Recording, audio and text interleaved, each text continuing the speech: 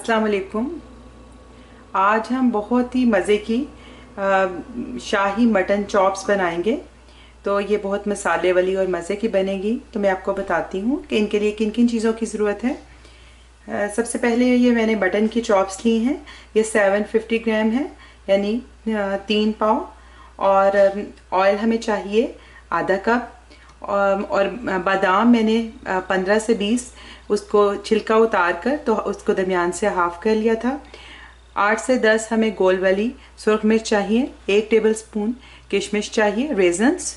Half cup हमें दही या 3/4 कप तकरीबन ये दही है। और 2 दरमियाने साइज़ के प्याज लिए हैं। 1 बड़े साइज़ का टमाटर है। एक पूरा लहसुन है जिसमें 8-10 क्लोव्स हैं। और अदरक का 1 टुकड़ा है। और इसके अलावा हरी मिर्च 1 से 2 आप ले सकते हैं। और मसालों में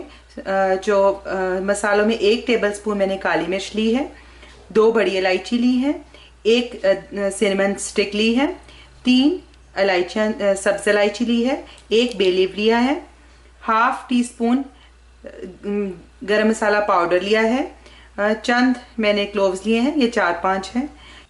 नमक मैंने 1 टीस्पून लिया है। पिसा हुआ धनिया मैंने 1 टीस्पून लिया है। ज़ीरा 1 टीस्पून लिया है।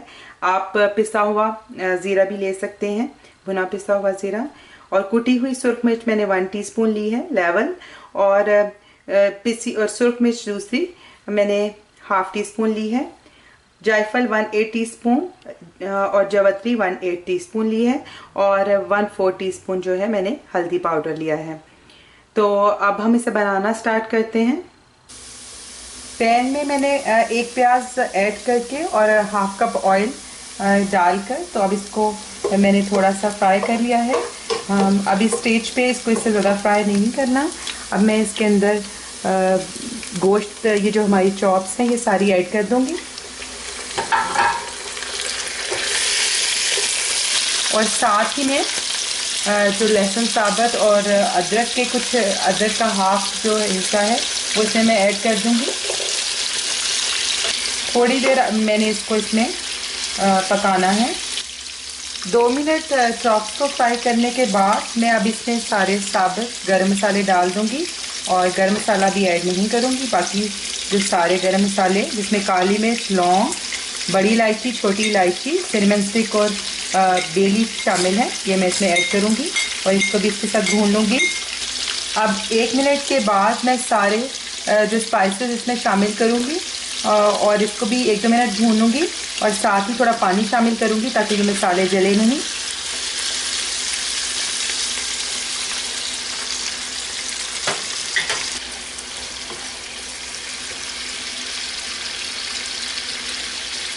अब 2 मिनट मैंने इसे मसालों के साथ भी भून लिया है।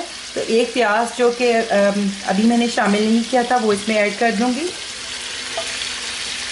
यानी 1 कच्चा प्याज इसमें शामिल करेंगे। और 1-2 मिनट इसको भी इसके साथ मिक्स कर लेंगे।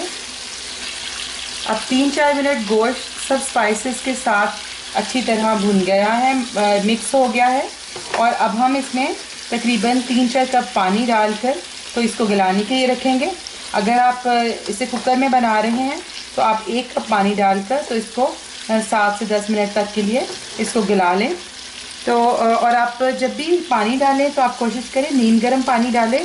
ठंडा पानी डालने से गोश्त जल्दी नहीं गलता। और आपने टमाटर भी पहले शामिल नहीं करना, पहले इसको गलाना है और उसके बाद आपने इसमें टमाटर शामिल करना है। तो मैं इसमें पानी अब ऐड करके तो इसको गलने के लिए रख दूँगी। अब आप देखिए तो हमारा गोश्त जो है वो गल चुका है।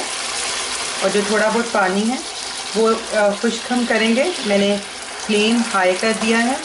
आप चाहें तो गलाने के लिए कुकर भी इस्तेमाल कर सकते हैं। मुझे भी जल्दी थी तो मैंने भी इसको कुकर में गलाकर तो फिर पैन में शिफ्ट किया है। अब मैं इसमें टमाटर भी ऐड कर दूंगी।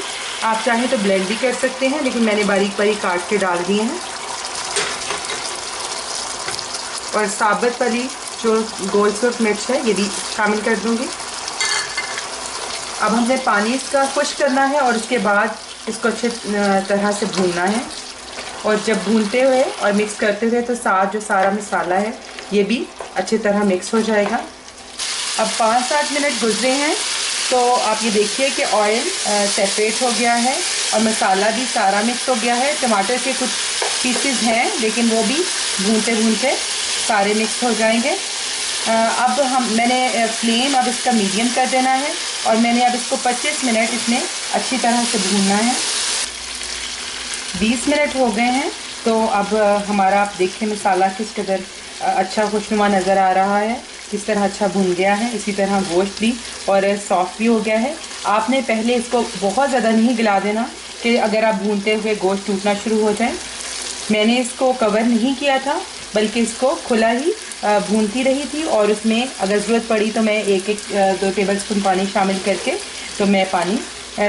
तो इसे भूनती रही थी। तो अब मैं इसमें दही शामिल कर दूंगी। अब मैं इसमें बादाम भी शामिल कर दूंगी, थोड़े से डेकोरेशन के लिए बचा लेती हूँ। और इसी तरह अपने रेज़न्स भी शामिल कर दूंगी और आधा कप पानी डालकर तो अब इसको दम पे मैं रख दूँगी तकरीबन 5 से 10 मिनट के लिए। और इसको मैं इसकी आंच मीडियम पे ही इसको ढक के पकाऊंगी।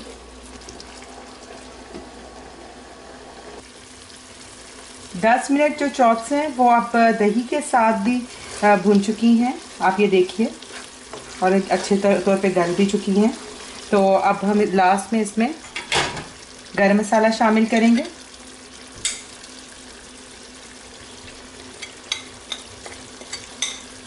गरम मसाला जो पिसा हुआ आप शुरू में कभी भी इस्तेमाल ना करें, क्योंकि अगर शुरू में इस्तेमाल करेंगे तो सालन जो है वो काला हो जाता है। तो एंड में ही हमेशा इस्तेमाल किया करें।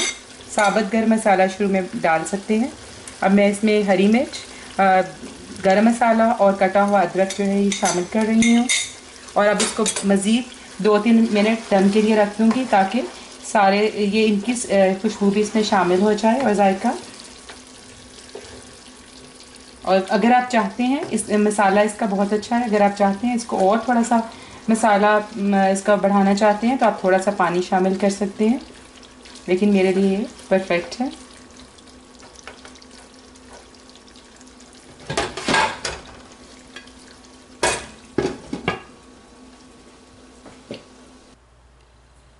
तो हमारी शाही मटन चॉप्स तैयार हैं। आप इस तरीके से बनाएं तो यकीनन आपको बहुत ही अच्छी लगेंगी। और अगर आपको मेरी रेसिपी पसंद आई हो तो ज़रूर इसे लाइक करें और मेरे चैनल को सब्सक्राइब करें और बेल आइकन को भी ज़रूर क्लिक कर दें। इससे आपको मेरे आने वाली हर वीडियो आसानी से मिल जाएगी। आइंदा आपके साथ किसी नई रेसिपी के साथ फिर मुलाकात होगी। उस वक्त तक के लिए अल्लाह हाफिज़।